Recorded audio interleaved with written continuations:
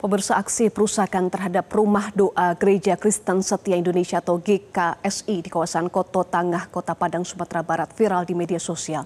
Polda Sumbar berhasil mengamankan 9 orang yang diduga terlibat dalam insiden perusakan. Para pelaku ditangkap usai tim dari Polresta Padang mendapati laporan dari warga dan langsung mendatangi lokasi untuk melakukan olah TKP. Kabid Humas Polda Sumatera Barat, Kombes Pol Sus Melawati Rosya menyebut awalnya kericuan terjadi setelah warga yang ingin melihat izin bangunan namun tidak didapat. Dan terjadi kesalahpahaman di antara warga yang mengira bahwa rumah yang digunakan sebagai tempat pendidikan agama Kristen itu dianggap sebagai gereja. Pihak kepolisian akan menindak tegas segala bentuk tindakan intoleransi antar umat beragama. Saat ini pihak kepolisian hingga Brimob masih disiagakan menjaga kawasan pasca kericuhan dan perusakan bangunan.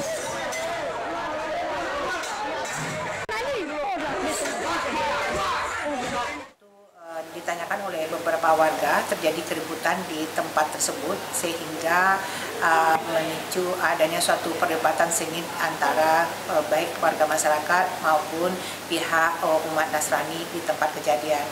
Dan inilah keributan ini yang melebar sampai membuat suatu tindakan kekerasan yang ada di lapangan. Sampai saat ini tidak ada korban, hanya keributan perdebatan aja yang ada di tempat. Jelajahi cara baru mendapatkan informasi. Download Metro TV Extend sekarang.